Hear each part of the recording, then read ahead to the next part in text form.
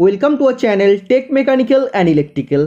Indian rare earth limited IREL limited का तरफ से जो रिक्रूटमेंट हाल ही में आया है, जिसका फॉर्म फिलअप अभी भी चल रहा है ट्रेड्समैन ट्रेनी पोस्ट पर ITI स्टूडेंट के लिए, जिसमें fitter student, electrician student eligible है। तो इसका और एक रिक्रूटमेंट 2021 साल में भी आया था। सेम टू सेम रिक्रूटमेंट है जो आप लोगों को OMR बेस्ड एग्जामिनेशन हुआ था और जिसका पेपर मैं आज आप लोग का सामने एनालिसिस करने वाला हूं। सबसे पहले मैं आप लोग को क्लियर करना चाहता हूं, IREL लिमिटेड कोई भी ऑफिशियल क्वेश्चन पेपर साइट पर अपलोड नहीं करता। तो कोई भी क्वेश्चन पेपर आप लोगों को देखने को नहीं मिलता, जैसे BARC IG कर में जैसे होता है वैसे ही IREL लिमिटेड में भी होता है। इसमें OMR एग्जाम होता है, फिर भी आप लोगों को क्वेश्चन पेपर देखने को नहीं मिलता है। तो क्या किया था, जब एग्जामिनेशन हुआ था तो सभी स्टूडेंट ने भेजकर क्वेश्चंस भेजा था, तो तभी मैं बिजी था, इसीलिए क्वेश्चन पेपर को डिस्कशन नहीं कर पाया हूं। और अभी तो और भी बिजी हो गया था, BARC और IG कर का हाल ही में एग्जामिनेशन हो गया था, तो उसका पेपर मैं धीरे धीरे सब ट्रेड का बना दिया हूं और एक दो ट्रेड का मैं बनाने वाला हूं। तो इसीलिए मैं IREL लिमिटेड का प्रीवियस ईयर क्वेश्चन पेपर का वीडियो नहीं बना पाया था। तो आज मैं IREL लिमिटेड का क्वेश्चन पेपर डिस्कशन करने वाला हूं। टेक्निकल पार्ट का क्वेश्चन मैं डिस्कशन करूंगा। आप लोग जानते हैं IREL लिमिटेड में टोटल 100 क्वेश्चन आपको पूछे जाएगा। 50 क्वेश्चन आपको रहेगा टेक्निकल, जो आप लोग का अपना ट्रेड से रहेगा, और 50 क्वेश्चन रहेगा नॉन टेक्निकल से। तो आज मैं 50 टेक्निकल क्वेश्चन का एनालिसिस करने वाला हूं। और कौन सा ट्रेड का? फीटर ट्रेड का। आप सभी स्टूडेंट जानते हैं, जो भी एग्जामिनेशन का क्वेश्चन पेपर आपको देखने को नहीं मिलता, वो सब एग्जामिनेशन का क्वेश्चन पेपर मैं आप लोगों के सामने लेके आता हूं। कैसे लेके आता हूं? जो भी स्टूडेंट एग्जामिनेशन देने जाता है वो सभी स्टूडेंट मेमोरी बेस्ड क्वेश्चन थोड़ा याद कर लेता है और मेमोरी बेस्ड क्वेश्चन मेरे को व्हाट्सएप पर भेजता है, मेल ID पर भेजता है, और उसी को मैं डिस्कशन करता हूं। और आप लोगों का पेपर भी बन जाता है। कभी कभी 50 क्वेश्चन में से 50 क्वेश्चन आप लोगों को मिल जाता है, 100 में से 100 क्वेश्चन ही मिल जाता है। वैसे IREL लिमिटेड में भी वैसे ही क्वेश्चन भेजा था, लेकिन मैं बिजी था इसलिए डिस्कशन कर नहीं पाया हूँ। अभी जब स्टूडेंट ने रिक्वेस्ट करना स्टार्ट किया तो आज इसका क्वेश्चन पेपर मैं एनालिसिस करने वाला हूँ। तो पूरा वीडियो देखिए, बहुत ही ईजी और आसान क्वेश्चन पूछा गया था। टोटल क्वेश्चन आप लोग को निमी से कॉपी किया गया। तो अगर आप लोग एग्जामिनेशन IREL को क्रैक करना चाहते हो तो निमी और एशियन पब्लिकेशन का बुक आप लोग को अच्छा से पढ़ के जाना पड़ेगा। नेक्स्ट वीडियो जो रहेगा उसमें 50 नॉन टेक्निकल का क्वेश्चन रहेगा। नॉन टेक्निकल भी बहुत आसान पूछा गया था, और अगर आप लोग नॉन टेक्निकल का वीडियो देख लेंगे तो फिटर इलेक्ट्रीशियन स्टूडेंट के लिए कोई भी प्रॉब्लम नहीं रहेगा। तो उसका बेसिस पे आप लोग को पढ़ के जाना पड़ेगा, ठीक है। तो आप देख सकते हैं एग्जामिनेशन डेट था 12 दिसंबर 2021। एग्जामिनेशन आप लोग का भुवनेश्वर में हुआ था, उड़ीसा में हुआ था। एग्जामिनेशन टाइमिंग था 10 बजे से 12 बजे तक, ओके। और इसमें कोई भी नेगेटिव मार्किंग नहीं रहता है। सबसे पहला क्वेश्चन में आपको पूछा गया था, what is the spindle movement of one division of thimble with spindle thread 0.5 millimetre pitch. तो इसमें आपको बताया जा रहा है कितना स्पिंडल मूवमेंट होगा जब थिम्बल का एक डिवीजन आगे बढ़ेगा, और स्पिंडल थ्रेड का पिच कितना है? 0.5 मिलीमीटर पिच है। तो आप लोग को जब बोला है थिम्बल का एक डिवीजन आगे बढ़ेगा, तो थिम्बल का एक एक डिवीजन का वैल्यू कितना होता है? 0.01 मिलीमीटर होता है, ओके। तो ये तो माइक्रोमीटर का लिस्ट काउंट का फॉर्मूला आ गया। माइक्रोमीटर का लिस्ट काउंट इजिकल टू क्या होता है? पिच बटा number of graduation in thimble. तो पिच कितना होता है? 0.5 होता है। और आप लोग जानता है कि टोटल ग्रेजुएशन कितना रहता है थिम्बल में? 50 रहता है। इसको डिवाइड करेंगे तो थिम्बल का एक एक डिवीजन का वैल्यू 0.01 आ जाएगा, ओके। तो 50 का कितना आ जाएगा? 50 का अगर मल्टीपल करेंगे तो पिच उतना आ जाएगा 0.5 मिलीमीटर। तो इसमें आपको यही बताया जा रहा है कि थिम्बल का एक डिवीजन का वैल्यू का क्या होने वाला है, मतलब कितना स्पिंडल आगे बढ़ेगा। तो इसका राइट आंसर क्या हो जाएगा? 0.01 millimetre is the right answer हो जाएगा इस क्वेश्चन का। सेकेंड क्वेश्चन में आपको पूछा गया था, which is the purpose of cellulosic electrode in arc welding process. Arc welding प्रक्रिया में सेलुलोजिक इलेक्ट्रोड का क्या उद्देश्य है? तो option number A, very easy to remove the deposited slag. जो वेल्डिंग करने के बाद जो स्लैग होता है तो उसको इजीली हम लोग रिमूव कर सकते हैं। Option number B, used for high strength steel, मतलब हाई स्ट्रेंथ स्टील के लिए यूज होता है। Option number C, it is used for low carbon steel, low carbon steel के लिए यूज होता है, जो सेलुलोजिक इलेक्ट्रोड का बात किया है। ऑप्शन नंबर डी में आपको कुछ नहीं पूछा गया था। तो इसका राइट आंसर हो गया आप लोग का हो जाएगा कि option number A, very easy to remove the deposited slag. मतलब जो स्लैग जमता है वेल्डिंग करने के बाद तो उसको हम लोग इजीली रिमूव कर सकते हैं। थर्ड नंबर का क्वेश्चन में आपको पूछा गया था, which flux is used for soldering tin sheet. Tin sheet का सोल्डरिंग करने के लिए कौन सा फ्लैक्स का जरूरत पड़ता है? तो फ्लैक्स क्या होता है? एक नॉन मेटेलिक सब्सटेंस होता है जो सोल्डरिंग करते टाइम यूज होता है। और ये क्या करता है, जो सोल्डरिंग सरफेस रहता है उसमें ऑक्साइड्स को रिमूव करता है और कोरोशन होने से उसको प्रतिरोध करता है। ठीक है, इट प्रिवेंट कोरोशन। तो इसमें आपको बताया गया टीन के चादरों को सोल्डरिंग लगाने के लिए किस फ्लैक्स का उपयोग किया जाता है। Option number A, paste. Option number B, zinc chloride. Option number C, ammonium chloride. Option number D, resin. तो इसका राइट आंसर हो जाएगा option number B, zinc chloride. Zinc chloride हम लोग कब यूज करते हैं? जब tin plate, copper sheet, brass sheet रहता है उसका सोल्डरिंग करते टाइम हम लोग जिंक क्लोराइड का इस्तेमाल करते हैं। ओके, एमोनियम क्लोराइड का कब इस्तेमाल करते हैं? जब सोल्डरिंग स्टील होता है, स्टील का जब सोल्डरिंग करते हैं तब एमोनियम क्लोराइड का इस्तेमाल करते हैं। ओके, फोर्थ नंबर का क्वेश्चन में आपको पूछा गया था, what is the period referred as golden hour. वो अवधि क्या है जिसे सुनहरे घंटे कहा जाता है? मतलब कौन से पीरियड को गोल्डन आवर कहा जाता है? Option number A, first 30 minute after incident. Incident हो जाने का first 30 minute. Okay, option number B, first 30 minute, मतलब ऐसे ही first 30 minute. Option number C, 30 first 45 minute of admission. Admission होने का 30 to 45 मिनट।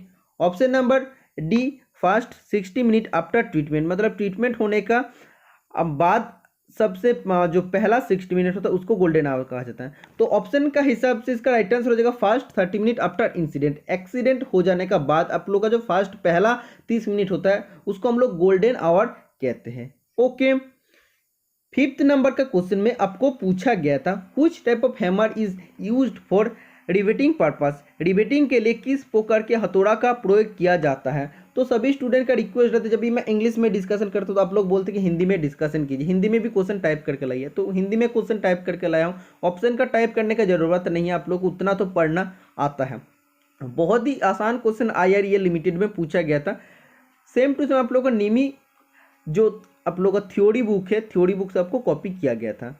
तो ऑप्शन नंबर है sledge hammer, option number B ball pein hammer, option number C cross pein hammer, option number D straight pein hammer. तो इसका right answer हो जाएगा option number B, ball pein hammer. Riveting purpose के लिए हम लोग ball pein hammer का इस्तेमाल करते हैं।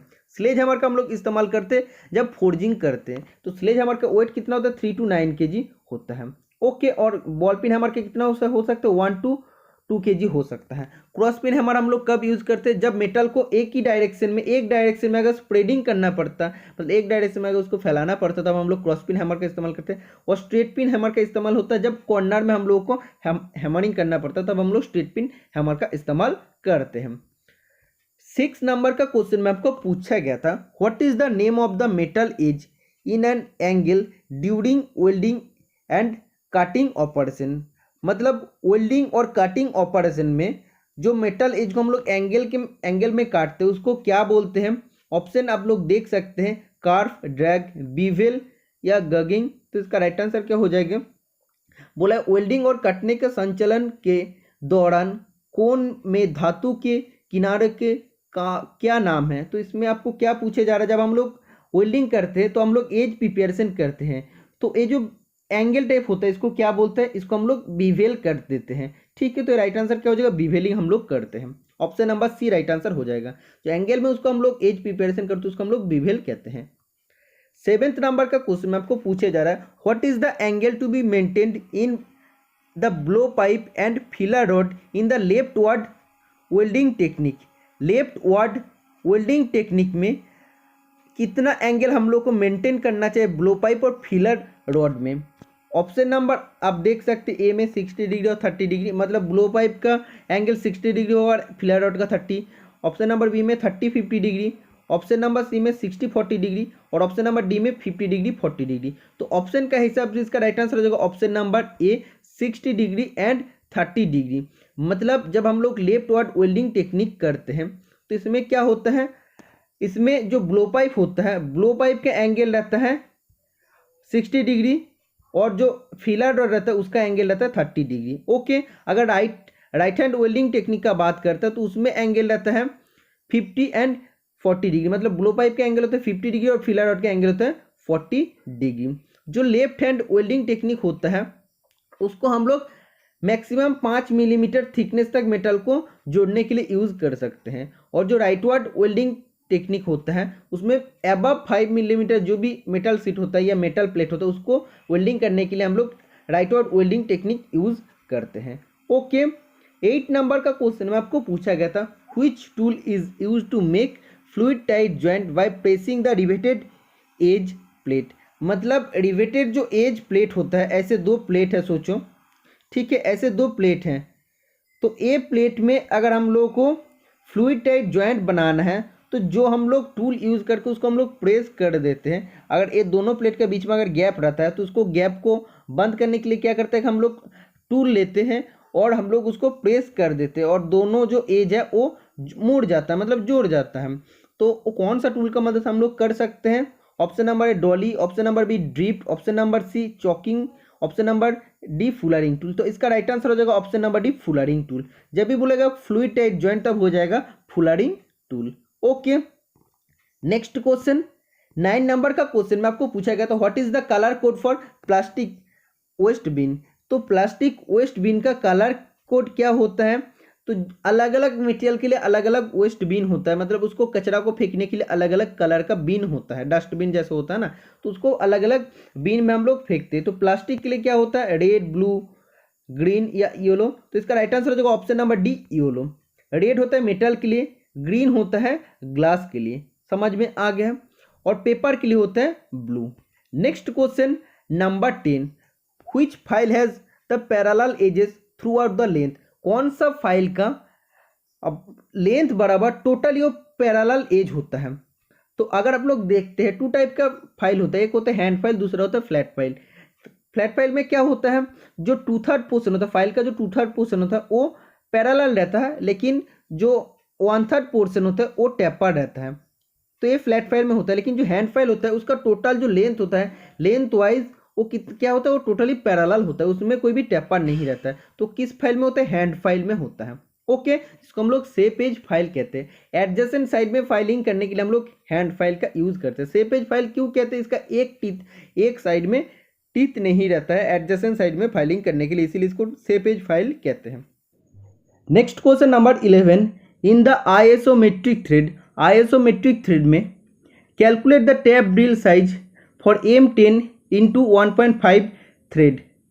तो आपको टैप ड्रिल साइज निकालने के लिए बोला है, मतलब टैपिंग करने से पहले जो ड्रिल हम लोग को बनाना पड़ेगा उसके लिए हम लोग को ड्रिल साइज कितना लेना है वो आपको निकालना पड़ेगा। तो TDS इजिकल टू क्या हो जाएगा? आप लोग जानते हैं मेजर डायमीटर -2 इंटू डेप्थ, ठीक है।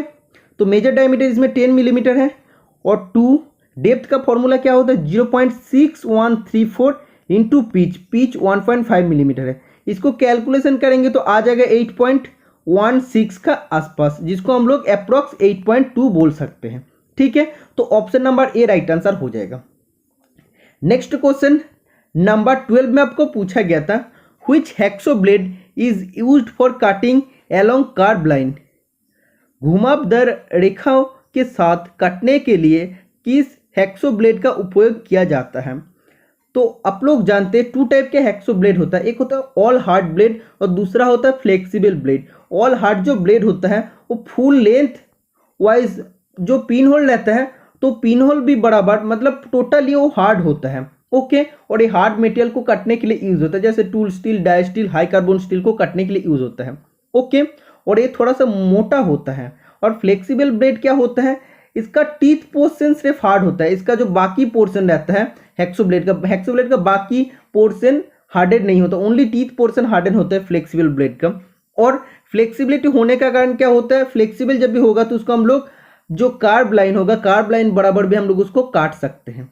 ओके, और इसको हम लोग बोल सकते हैं कि जो ऑल हार्ड ब्लेड होता है उससे थोड़ा सा थिनर होता है, पतला होता है, ठीक है। तो कार्ब लाइन में अगर काटना है तो फ्लेक्सिबल ब्लेड का हम लोग इस्तेमाल करेंगे। ऑप्शन नंबर सी इसमें दिया है तो ऑप्शन नंबर सी नहीं होगा, option number B right answer हो जाएगा। नेक्स्ट क्वेश्चन नंबर 13 में आपको पूछा गया था which is the immediate life saving procedure. जल्दी लाइफ सेविंग प्रोसीजर कौन सा होता है? तत्काल जीवन रक्षक प्रक्रिया कौन सी होता है? फास्ट एड, कॉल ए डॉक्टर, इंटेंसिव केयर या मेडिकल ट्रीटमेंट? सबसे पहले होता है फास्ट एड। जो हम लोग का पहला ट्रीटमेंट होता है वो होता है आप लोगों का तत्काल जीवन रक्षक प्रक्रिया। ठीक है, next question number 14, how much carbon content of steel is forgeable? जब भी हम लोग स्टील को फोर्जिंग करते हैं तो उसमें एक निर्दिष्ट परसेंटेज तक कार्बन अगर रहेगा तो उसको हम लोग फोर्जिंग कर सकते हैं, उससे ज़्यादा हो जाएगा तो फोर्जिंग नहीं कर सकते। जैसे कास्ट आयरन ज़्यादा कार्बन परसेंटेज है इसीलिए हम लोग उसको फोर्जिंग नहीं कर सकते, तो क्या होता है टूट जाएगा। तो कितना कार्बन परसेंटेज तक हम लोग उसको फोर्जिंग कर सकते हैं? Up to 1.2%, up to 1.7%, up to 1.9%, up to 2.1%। तो 2.1% तो नहीं होगा क्योंकि जो कास्ट आयरन का होता है कार्बन परसेंटेज 2 to 4% होता है, तो कास्ट आयरन को तो हम लोग फोर्जिंग नहीं कर सकते, तो ये तो ऑप्शन नहीं होगा। तो ऑप्शन नंबर बी इसका राइट आंसर हो जाएगा। अगर 1.7% तक कार्बन है स्टील में तो उसको हम लोग फोर्जिंग कर सकते हैं। ओके, नेक्स्ट क्वेश्चन नंबर 15 में आपको पूछा गया था, which type of screw thread are rounded at the crest and root? किस प्रकार की थ्रेड में शिखा और जड़ पर गोल होता है? तो इसका राइट आंसर क्या हो जाएगा? BA thread, BSF thread, BT standard Whitworth thread, option number D acme thread. तो इस क्वेश्चन का राइट आंसर हो जाएगा BSW thread, BT standard Whitworth thread. तो इसमें क्या होता है, जो भी क्रेस्ट और रूट होता है वो राउंड होता है, तो और जो राउंड होता है वो रेडियस का वैल्यू कितना होता है? 0.137 इंटू पिच होता है। इससे भी क्वेश्चन आपको पूछे जा सकते हैं, ये आप लोग को याद रहना चाहिए। BSW थ्रेड का जो राउंड होता है क्रेस्ट और रूट तो कितना होता है वैल्यू? 0.137 इंटू पिच होता है। ओके, और आप लोगों को जानना चाहिए BSW थ्रेड का डेप्थ होता है 0.6403 into pitch, 0.6403 into pitch. BA thread का एंगल कितना होता है? फाइन इंस्ट्रूमेंट के लिए यूज होता है, इलेक्ट्रिकल पर्पज के लिए यूज होता है, 47.5 डिग्री, 47.5 डिग्री इसका वैल्यू होता है। BSF thread, BT standard fine thread का एंगल होता है 55 डिग्री जो ऑटोमोबाइल पर्पस के लिए यूज होता है, और एक्मी थ्रेड का एंगल होता है 29 degree. Next question number 16, which rivet is use in heavy structural work? Heavy structural work के लिए हम लोग कौन सा रिवेट का इस्तेमाल करते हैं? तो इसमें आपको 4 ऑप्शन दिया है, pan head rivet, snap head rivet, countersunk rivet, conical head rivet. तो 4 ऑप्शन में से इसका राइट आंसर हो जाएगा पैन हेड रिवेट। जब भी हेवी स्ट्रक्चरल वर्क बोलेगा जहाँ पे स्ट्रेंथ ऑफ रिवेट बहुत ज़्यादा इंपॉर्टेंट होता है उधर हम लोग पैन हेड रिवेट का यूज़ करते हैं। किस टाइप का होता है? इस टाइप का रिवेट आपको देखने को मिल जाता है, इस टाइप का होता है। ठीक है, तो ये तो pan head rivet. Snap head rivet हम लोग मोस्ट कॉमनली यूज़ करते हैं जिसमें बहुत स्ट्रॉन्ग जॉइंट आपको देता है, नहीं सबसे ज़्यादा देता है पैन हेड रिवेट। और कॉनिकल हेड किस टाइप का होता है? जो लाइट असेंबली में हम लोग को जब जरूरत पड़ता है, जहाँ पे रिवेटिंग हम लोग हैंड हैमरिंग से ही कर सकते हैं, उधर कॉनिकल हेड रिवेट हम लोग इस्तेमाल करते हैं। किस टाइप का होता है कॉनिकल हेड रिवेट? इस टाइप का होता है। और जो काउंटर संक हेड रिवेट का बोला है, जहाँ पे आप लोग देख रहे हैं रिवेट होता है तो क्या होता है सरफेस के ऊपर थोड़ा सा उसका हेड रह जाता है, तो उसको हटाने के लिए मतलब projection of the head of the rivet, मतलब अब जो रिवेट का हेड को प्रोजेक्शन का अगर अवॉइड करना है, हटाने के लिए हम लोग क्या करते हैं? काउंटर संक हेड रिवेट यूज करते हैं। तो इस टाइप का होता है। ठीक है, तो हम लोग क्या करते हैं जब भी रिवेटिंग करते प्लेट में भी थोड़ा सा बिवेलिंग चैम्फरिंग कर देते हैं तो उसका अंदर ये रिवेट भी फिक्स हो जाता है। तो ये होता है काउंटर संक हेड रिवेट। जहाँ पे रिवेट का हेड को अवॉइड करना पड़ता है उधर हम लोग काउंटर संक हेड रिवेट यूज करते हैं। 17 नंबर का क्वेश्चन में आपको पूछा गया था, which material is use to manufacture grade A V block? V block 2 type, मतलब ग्रेड 2 टाइप होता है, एक होता है ग्रेड ए और दूसरा होता है ग्रेड बी। ग्रेड ए का लेंथ होता है 100 मिलीमीटर, ग्रेड बी का लेंथ होता है 300 मिलीमीटर। ग्रेड ए को हम लोग वर्कशॉप पर्पस के लिए यूज़ नहीं कर सकते, टूल रूम पर्पस के लिए यूज़ करते हैं, और जो ग्रेड बी होता है उसको हम लोग वर्कशॉप पर्पस के लिए यूज़ करते हैं। ओके, और ये बनता है हाई क्वालिटी कास्ट स्टील से बनता है, हाई क्वालिटी स्टील से बनता है। और जो ग्रेड बी होता है वो कास्ट आयरन से बनता है। Okay, closely grade cast iron होता है। तो ग्रेड ए किस मटेरियल से बनता है ये आपको पूछा है, तो option number C right answer हो जाएगा, हाई क्वालिटी स्टील से ग्रेड ए वी ब्लॉक बनता है। ओके, तो इसमें जो आपको दिया है क्लोजली ग्रेड कास्ट आयरन एक गलत आंसर हो जाएगा क्योंकि क्वेश्चन में आपको ग्रेड ए वी ब्लॉक बोला है। तो grade A V block high quality steel is the right answer हो जाएगा। 18 नंबर का क्वेश्चन में आपको पूछा गया था, what is the formula to calculate the size across flat to flat of regular hexagon. तो हेक्सागन किस टाइप का होता है, जिसका 6 साइड रहता है, ठीक है। तो आप लोगों को बोला है, आप लोग को एक क्वेश्चन आता है कि कॉर्नर टू कॉर्नर कितना डिस्टेंस होता है। कॉर्नर टू कॉर्नर डिस्टेंस होता है 2 इंटू ए मतलब होता है साइड ऑफ हेक्सागन, ओके। लेकिन फ्लैट टू फ्लैट बोला है, मतलब ये जो फ्लैट है, ए फ्लैट से ए फ्लैट का कितना डिस्टेंस होगा। तो ए निकालने के लिए जो फॉर्मूला होता है √3 इंटू ए होता है, ठीक है। तो ऑप्शन आप देख सकते हैं, option number C right answer हो जाएगा। अगर कॉर्नर टू कॉर्नर बोलता तब 2a हो जाता।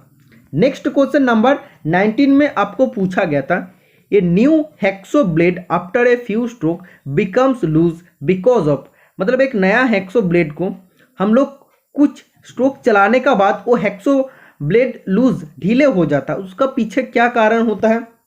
तो नया हेक्सो ब्लेड को कुछ स्ट्रोक चलाने का बाद वो ढीले होने का कारण क्या होता है, stretching of the blade, wrong pitch of the blade, improper selection of the saw set, या not thread being worn out, मतलब जो विंग नट रहता है वो खराब हो गया है। तो 4 ऑप्शन में से मैक्सिमम स्टूडेंट इसका राइट आंसर जो विंग नट है वो खराब होने का कारण से होता है, आप लोग बोलते हैं, लेकिन इसका एग्जैक्ट राइट आंसर होता है स्ट्रेचिंग ऑफ द ब्लेड। जो भी स्टूडेंट प्रैक्टिकल किए हैं वो सभी स्टूडेंट जानते हैं हेक्सो ब्लेड अगर हम लोग कुछ स्ट्रोक चलाते हैं वो अगर प्रॉपर मटेरियल से नहीं बनता तो क्या होता है, या गर्मी में से जब भी गर्म हो जाता है, फ्रिक्शन होने के बाद जो गर्म हो जाता है धीरे धीरे वो स्ट्रेच हो जाता, स्ट्रेच होने के बाद क्या होता है वो ढीलेपन हो जाता, ओके। तो स्ट्रेचिंग ऑफ द ब्लेड के कारण मतलब ब्लेड थोड़ा सा स्ट्रेच हो जाता है, इसीलिए क्या होता है कुछ स्ट्रोक चलाने का बाद हेक्सो ब्लेड ढीला हो जाता। तो एक क्वेश्चन जब भी आपको एग्जाम में पूछा जाएगा तब ऑप्शन नंबर ए राइट आंसर हो जाएगा। नेक्स्ट क्वेश्चन नंबर 20 में आपको पूछा गया था, what is the name of the system if the size of the hole is kept constant and then shaft is varied, मतलब वो कौन सा सिस्टम होता है जिसमें होल का साइज को हम लोग कांस्टेंट रख के शाफ्ट का साइज को हम लोग वेरी करते हैं। तो इसका राइट आंसर क्या हो जाएगा, option number A bilateral system, option number B unilateral system, option number C hole basis system, option number D shaft basis system. तो इसका राइट आंसर हो जाएगा होल बेसिस सिस्टम। जब भी हम लोग फिटिंग करते हैं मेल और फीमेल पार्ट का, तब होल का साइज अगर हम लोग कांस्टेंट रखते हैं, मतलब उसको हम लोग प्रॉपर बना ली है एग्जैक्ट साइज में बना के, अगर हम लोग शाफ्ट का साइज को वेरी करते हैं, मतलब शाफ्ट का साइज को हम लोग चेंज करते जाते हैं कि उसको प्रॉपर फिट पाने के लिए, तो वो कौन सा फिट होता है, वो होल बेसिस सिस्टम होता है। जब जिसको हम लोग कांस्टेंट रखते हैं वो बेसिस सिस्टम हो जाता है। अगर होल को कांस्टेंट रखते हैं तो होल बेसिस सिस्टम होता है, अगर हम लोग शाफ्ट को कांस्टेंट रख कर करते हैं तो हो जाता है shaft basis system. Next question number 21, why the lifting pockets are provided with the equipment, lifting pockets का उपकरण के साथ क्या प्रदान किया जाता है। तो लिफ्टिंग पॉकेट हम लोग क्यों यूज करते हैं इक्विपमेंट में, लिफ्टिंग पॉकेट इस टाइप का होता है, थोड़ा सा रोलर टाइप का होता है, तो इक्विपमेंट का नीचे हम लोग लिफ्टिंग पॉकेट क्यों देते हैं, द स्टील वेज या प्रोविजन फॉर नाट और बोल्ट, नाट और बोल्ट का सड़ता देने के लिए, option number C position the roller for moving, मतलब रोलर को पोजिशनिंग करने के लिए, रोलर मूव अगर पोजीशन होगा तभी वो मूव कर पाएगा, option number D place the क्रोबर for lifting, मतलब क्रोबर को उठाने के लिए हम लोग, मतलब क्रोबर को हम लोग प्लेस करते हैं उसको उठाने के लिए। तो इसका राइट आंसर क्या हो जाएगा, सोचो कोई भी एक इक्विपमेंट है, भारी इक्विपमेंट है, तो उसको उठाना है, सबसे पहले हम लोग क्या करेंगे, इसका जो लिफ्टिंग पॉकेट इसको नीचे डालेंगे, उसका बाद क्या करेंगे, थोड़ा सा जो गैप हो जाएगा क्रोबर को हम लोग उसका अंदर प्लेस करेंगे, तो क्या होगा, तभी हम लोग उस क्रोबार को अगर प्लेस करेंगे तो क्रोबार में क्या होता है, और लिवरेज इफेक्ट रहता है, तो हेवी लोड को वो उठा भी सकते हैं, एक जगह से दूसरे जगह में उसको लेके जा सकते हैं, ठीक है। और क्रोबार क्या होता है, डिफरेंट लेंथ में होता है, जो हेक्सागोन और ऑक्टागोनल स्टील बार होता है, ओके। तो इसका क्रॉस सेक्शन भी आपको पूछा जा सकता है, क्रोबार का जो क्रॉस सेक्शन होता है हेक्सागोनल भी हो सकता है, ऑक्टागोनल भी आप लोग का हो सकता है। 22 नंबर का क्वेश्चन में आपको पूछा गया था, which tool is used in inspection during the acceptance test of new machine, नया मशीन का स्वीकृति परीक्षण के दौरान निरीक्षण में किस उपकरण का उपयोग किया जाता है। अगर कोई भी नया मशीन को हम लोग स्वीकृति परीक्षण कर रहे हैं, मतलब एक्सेप्टेंस टेस्ट कर रहे हैं, तब हम लोग कौन सा टूल देके हम लोग उसको इंस्पेक्शन करते हैं, option number A steel rule, option number B plumb bob, option number C try square, option number D test mandrel. तो जब भी कोई भी नया मशीन है उसको अगर एक्सेप्टेंस टेस्ट करना है तो इंस्पेक्शन करने के लिए हम लोग यूज़ करते हैं टेस्ट मैंडल, टेस्ट करने के लिए, ओके, तो test mandrel option number D right answer हो जाएगा। 23 नंबर का क्वेश्चन में आपको पूछा गया था, which gear run more silently, कौन सा गियर अधिक चुपचाप चलता है।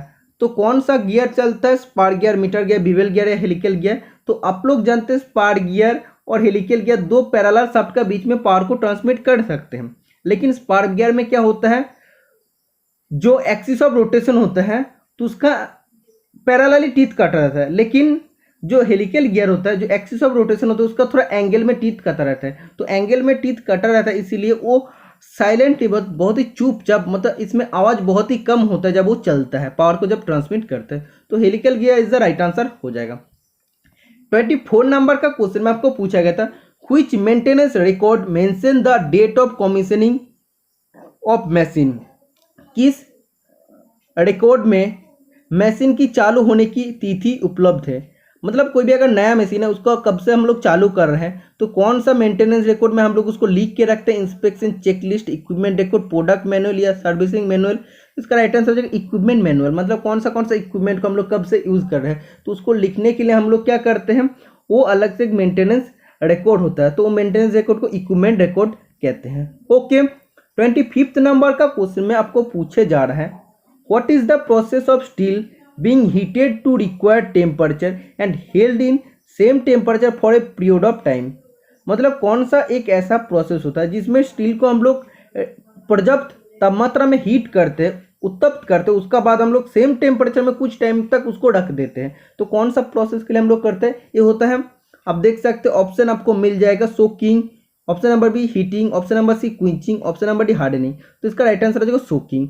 कोई भी मेटल को अगर हम लोग हीट करते हैं रिक्वायर्ड टेम्परेचर, पर्याप्त टेम्परेचर में, उसका बाद अगर हम लोग उसको सेम टेम्परेचर में कुछ टाइम तक रख देते हैं, तो क्या होता है, उसका जो through out the cross section है, तो क्रॉस सेक्शन वाइज टोटल इसको हीट को संचालन करने के लिए हम लोग जो प्रोसेस करते हैं उसको सोकिंग प्रोसेस कहते हैं। सोकिंग प्रोसेस का कुछ वैल्यू होता है, जैसे नॉर्मली 10 मिलीमीटर के लिए, 10 मिलीमीटर थिकनेस के लिए 5 मिनट का टाइम लगता है, लेकिन जब हाई एलॉय स्टील होगा तो 10 मिलीमीटर के लिए आप लोगों को 10 मिनट का टाइम लगेगा। लेकिन नॉर्मली क्या होता है, नॉर्मली आपको एग्जाम में पूछा जाता है 10 मिलीमीटर के लिए 5 मिनट का टाइम इसमें लगता है, सोकिंग टाइम इसको कहते हैं। ओके, 26 नंबर का क्वेश्चन में आपको पूछे जा रहा है, what quenching media is used for special alloy steel. Special alloy steel के लिए क्विंचिंग करने के लिए हम लोग कौन सा क्विंचिंग मीडियम यूज करते हैं, मतलब ठंडा करने के लिए स्पेशल एलॉय स्टील को ठंडा करने के लिए कौन सा क्विंचिंग मीडियम यूज करते हैं, brine solution, water, option number C oil या कोल्ड एयर। तो इसका राइट आंसर हो जाएगा कोल्ड एयर का हम लोग इस्तेमाल करते हैं। ठीक है, तो आपको क्वेश्चन में क्या पूछा था कि स्पेशल एलॉय स्टील जब भी होगा उसको हीट करने के बाद अगर क्विंचिंग करना है, ठंडा करना है, तो हम लोग कोल्ड एयर में उसको हम लोग ठंडा करेंगे। 27 नंबर का क्वेश्चन में आपको पूछे जा रहा है, which abrasive is used for lapping dies and gauges. Lapping die और गेज के लिए किस अपघर्ष का उपयोग किया जाता है, boron carbide, diamond, aluminium oxide या सिलिकॉन कार्बाइड।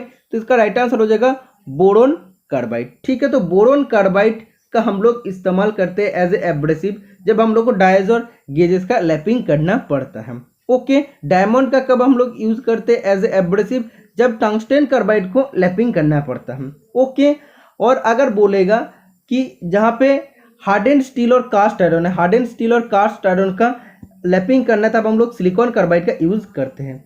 या क्वेश्चन में आपको पूछा कि हेवी स्टॉक रिमूवल का जब जरूरत होता है तब कौन सा एब्रेसिव यूज करते हैं, सिलिकॉन कार्बाइड एब्रेसिव हम लोग यूज करते हैं। ओके, और एल्यूमिनियम ऑक्साइड 2 टाइप का होता है, एक होता है अनफ्यूज्ड एल्यूमिनिया और दूसरा होता है फ्यूज्ड एल्यूमिनिया। तो अनफ्यूज्ड एल्यूमिनिया होता है हाई क्वालिटी फिनिश के लिए, अनफ्यूज्ड एल्यूमिनिया होता है हाई क्वालिटी फिनिश के लिए, और फ्यूज्ड एल्यूमिनिया होता है सॉफ्ट स्टील और नॉन फेरस मेटल के लिए। ओके, तो जब सॉफ्ट स्टील और नॉन फेरस मेटल है उसका जब भी लैपिंग करना है तब हम लोग फ्यूज्ड एल्यूमिनिया का इस्तेमाल करेंगे। ठीक है, next question number 28, what type of nut are used in coach building work. Coach building work में हम लोग किस टाइप का नट यूज करते हैं, कोच निर्माण कार्य में किस प्रकार का नट का उपयोग किया जाता है, स्क्वायर नट, टी नट, विंग नट, कैप नट। तो इसका राइट आंसर हो जाएगा स्क्वायर नट। स्क्वायर नट के लिए किस टाइप का स्लॉट का जरूरत होता है, रेक्टेंगुलर स्लॉट का जरूरत होता है। Next question number 29, which bearing material has low coefficient of friction and high material cost.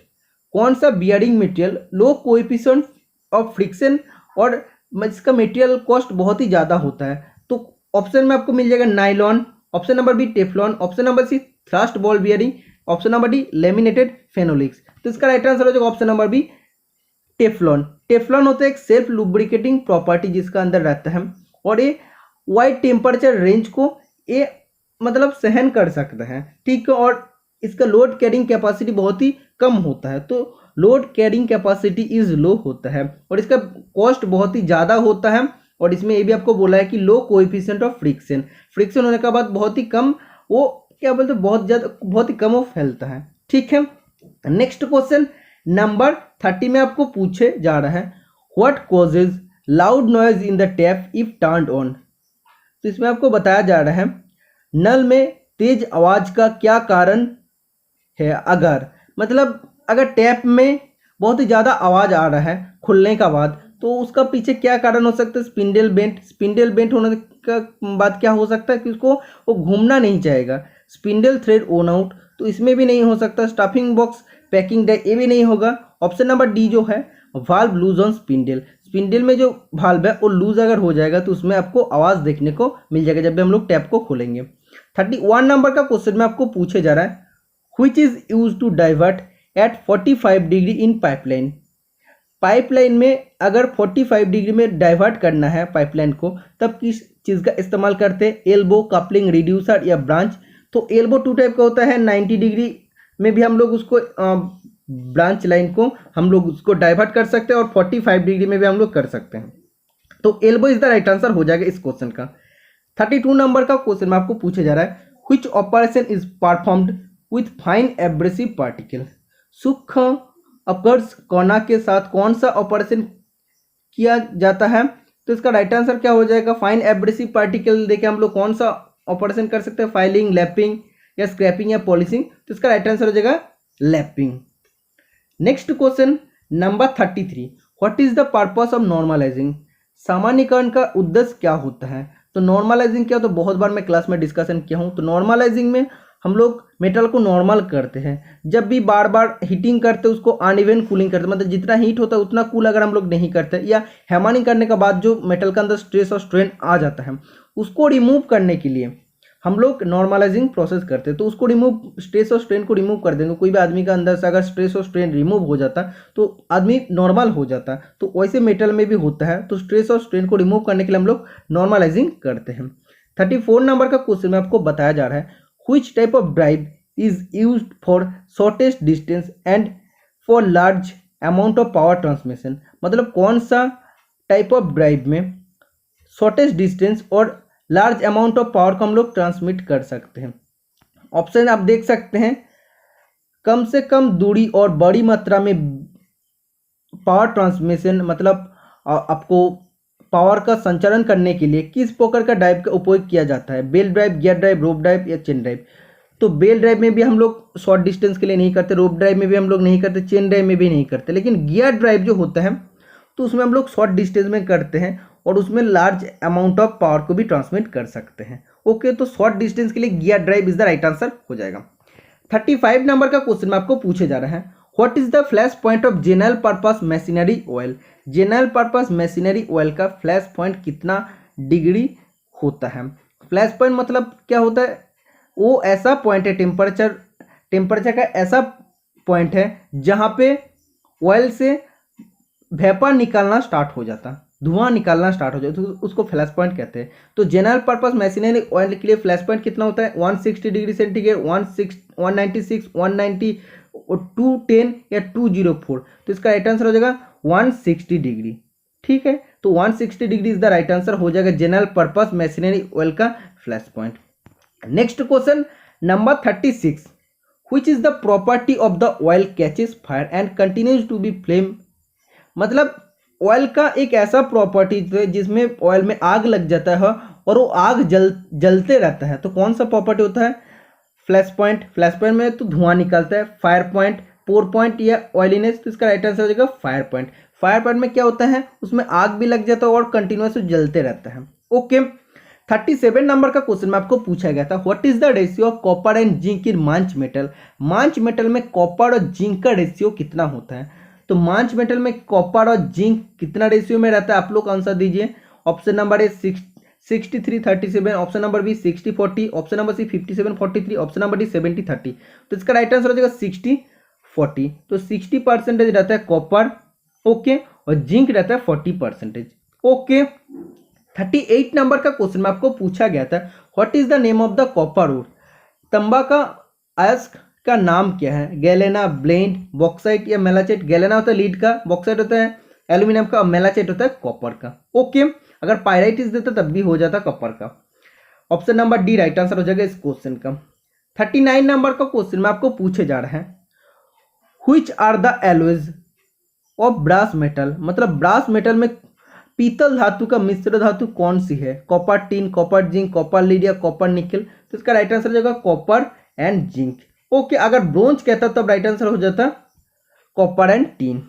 Next question, तो इसमें से आपको यही बता सकता हूँ, बहुत ही इजी क्वेश्चन, आसान क्वेश्चन आपको पूछा गया था, और 2-3 स्टूडेंट ने मेरे को क्वेश्चन भेजा था। पूरा क्वेश्चन पेपर को मैं उस सभी स्टूडेंट का वजह से मैं डिस्कशन कर पा रहा हूँ। टेक्निकल तो पूरा मैं डिस्कशन कर दे रहा हूँ, नेक्स्ट मैं नॉन टेक्निकल डिस्कशन करूंगा। सेम टू सेम नीमी से आप लोग को क्वेश्चन उठा के दिया है, इस बार भी नीमी और अगर एशियन फॉलो करके जाएंगे तो आप लोग का कोई भी प्रॉब्लम नहीं रहेगा। Why aluminium is used widely in aircraft industry, aircraft industry में एल्यूमिनियम को हम लोग क्यों सबसे ज़्यादा यूज करते हैं, तो एरोप्लेन क्या होना चाहिए, वो हल्का होना चाहिए, तो एल्यूमिनियम सबसे ज़्यादा हल्का होता है, तो हल्का वेट के लिए हम लोग उसको एयरप्लेन में यूज करते हैं, ओके। तो ऑप्शन जो 4 है, 4 ऑप्शन में से light weight is the right answer हो जाएगा। Next question number 41, which material is use to make block spirit level, block spirit level बनाने के लिए किस सामग्री का उपयोग किया जाता है। Option number A white cast iron, option number B tool steel, option number C high carbon steel, option number D stress free cast iron और स्टील। तो इसका राइट आंसर हो जाएगा option number D stress relieve cast iron और steel, ठीक है। तो block spirit level हम लोग क्या करते हैं, जो भी हॉरिजॉन्टल और वर्टिकल होते हैं, तो हॉरिजॉन्टल और वर्टिकल का एडजस्टमेंट के लिए या अलाइनमेंट के लिए हम लोग ब्लॉक स्प्रिट लेवल का इस्तेमाल करते हैं। मतलब हॉरिजॉन्टली भी कर सकते हैं, वर्टिकली भी अलाइनमेंट हम लोग कर सकते हैं ब्लॉक स्प्रिट लेवल का मदद से। 42 नंबर का क्वेश्चन में आपको पूछे जा रहा है, which scraper is used to scrap the centre portion of large flat surface, large बड़ा अगर फ्लैट सरफेस है उसका सिर्फ सेंटर पोर्शन में अगर हम लोग को स्क्रैपिंग करना है तो कौन सा स्क्रैपर का इस्तेमाल करेंगे। तो इसमें आपको बताया जा रहा है, बड़ी फ्लैट सतह में सतह के मध्य भाग के अगर स्क्रैपिंग करना है तो कौन सा स्क्रैपर का इस्तेमाल करेंगे, flat scraper, hook scraper, triangular scraper या बुलनो स्क्रैपर। तो इस क्वेश्चन का हिसाब से इसका राइट आंसर हो जाएगा हुक स्क्रैपर। तो आप देख सकते हैं ऐसे बड़ा सरफेस है, बीच में अगर हम लोग को सिर्फ सेंटर पोर्शन में स्क्रैपिंग करना है तो हुक स्क्रैपर किस टाइप का होता है, इसे हुक जैसा रहता है, तो हुक रहता है इसलिए हम लोग सेंटर पोर्शन में कोई भी जगह में हम लोग उसको स्क्रैपिंग कर सकते हैं। तो इस क्वेश्चन का राइट आंसर हो जाएगा हुक स्क्रैपर। फ्लैट स्क्रैपर कब यूज करते हैं, जब भी फ्लैट सरफेस होता है उधर हम लोग फ्लैट स्क्रैपर यूज करते हैं। ट्रायंगुलर स्क्रैपर कब यूज करते हैं, जब कोई भी स्मॉल डायमीटर होल रहता है, स्मॉल डायमीटर होल में हम लोग ट्रायंगुलर स्क्रैपर का यूज करते हैं, या जिसको 3 नोज स्क्रैपर कहते हैं ट्रायंगुलर स्क्रैपर को। और बुलनो स्क्रैपर का अब यूज करते हैं जब लार्ज बियरिंग सरफेस होती है, लार्ज कार्व सरफेस होता है, हम लोग तो वहां पे स्क्रैपिंग करने के लिए बुलनो स्क्रैपर का इस्तेमाल करते हैं। Next question number 43, how many fundamental tolerance grade are available. तो फंडामेंटल टॉलरेंस ग्रेड कितना होता है BIS के हिसाब से, ब्यूरो ऑफ इंडियन स्टैंडर्ड के हिसाब से, तो फंडामेंटल टॉलरेंस होता है 18 ग्रेड, ओके। अगर फंडामेंटल डिविएशन बोलता था वो तो 25 ग्रेड। अगर BSI के हिसाब से बोलता तब फंडामेंटल टॉलरेंस होता है 16 और फंडामेंटल डिविएशन होता है 21, okay.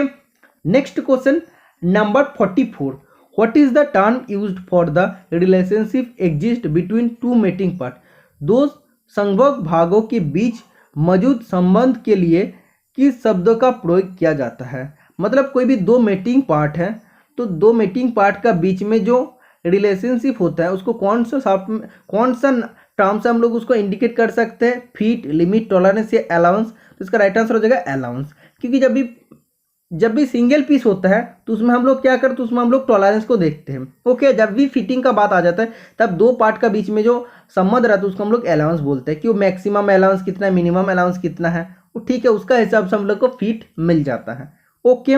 Next question number 45, why precision instrument are made of invar steel. Invar steel क्या होता है, 36% जिसमें निकेल रहता है, तो उसको इन्वर्स स्टील कहता है। जो भी मैक्सिमम प्रिसीजन इंस्ट्रूमेंट होता है इससे बना हुआ होता है। तो इसका पीछे क्या होता है, ड्यूरेबिलिटी, चीपर इन कॉस्ट मतलब सस्ता होता है, या surface finishing is fine, surface finishing अच्छा होता है इसलिए, या लीस्ट कोएफिशिएंट ऑफ एक्सपेंशन मतलब बहुत ही कम एक्सपेंस होता है। तो इसका राइट आंसर हो जाएगा ऑप्शन नंबर डी। अगर हीट भी मिलेगा तो अगर मेजरिंग टूल हीट पाने के बाद अगर उसका एक्सपेंस हो जाता मतलब बड़ा हो जाता है, स्ट्रेच हो जाता, तब तो दिक्कत हो जाएगा।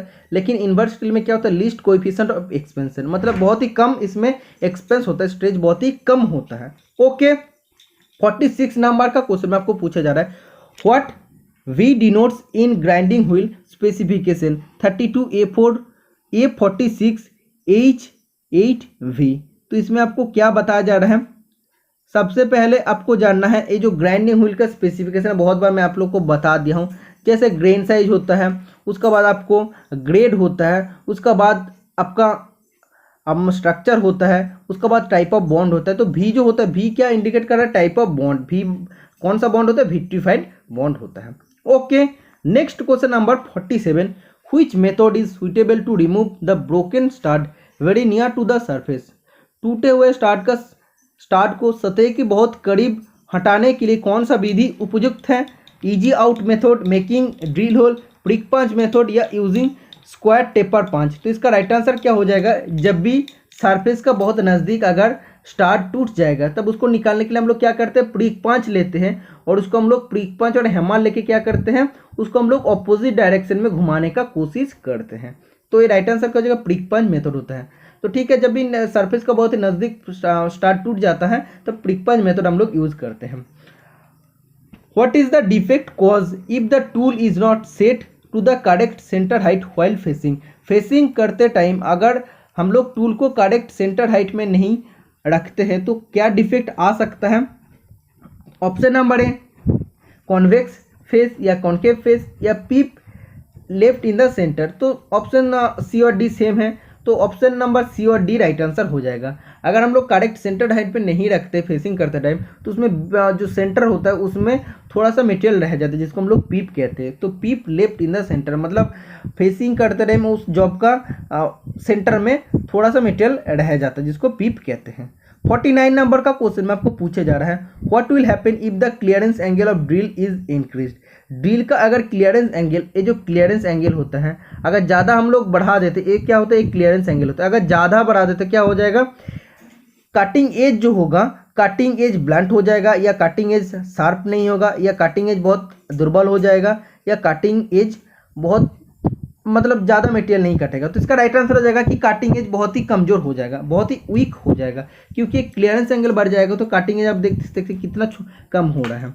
ओके, और आज का लास्ट क्वेश्चन इस पेपर का, why agriculture equipment is made up of wrought iron. Agriculture मतलब किसी उपकरण को क्यों हम लोग रॉट आयरन से बनाते हैं। एग्रीकल्चर इक्विपमेंट हम लोग रॉट आयरन से बनाने का क्या पीछे कारण हो सकता है, लो कॉस्ट, कम दाम होता है, या हेवी वेट के लिए, या वायर रेजिस्टेंस के लिए, या कोरोशन रेजिस्टेंस के लिए। तो कोरोशन रेजिस्टेंस के लिए मतलब जंग का प्रतिरोधक के हिसाब से हम लोग किसी उपकरण को हम लोग रॉट आयरन से बनाते हैं। तो यही 50 क्वेश्चन आप लोगों का एग्जाम में आया था सेम टू सेम, जो मैं कलेक्शन करके बहुत दिन से रखा था। हम वेट कर रहा था जब भी इसका रिक्रूटमेंट आएगा मैं आप लोगों के सामने इस पेपर का डिस्कशन करूंगा। तो बहुत पहले ही डिस्कशन करना था लेकिन आईजी का और बीआरसी का पेपर बीच में आ गया था, इसीलिए जल्दी मैं डिस्कशन नहीं कर पाया हूँ, तो इसीलिए मैं सॉरी हूँ। और जो भी स्टूडेंट वीडियो देखे, वीडियो अच्छा लगे तो वीडियो को लाइक कर देना और चैनल को सब्सक्राइब कर लेना, और नेक्स्ट वीडियो के लिए इंतजार करते रहना। आज के लिए इतना ही, मिलते हैं नेक्स्ट वीडियो में, टाटा बाय बाय।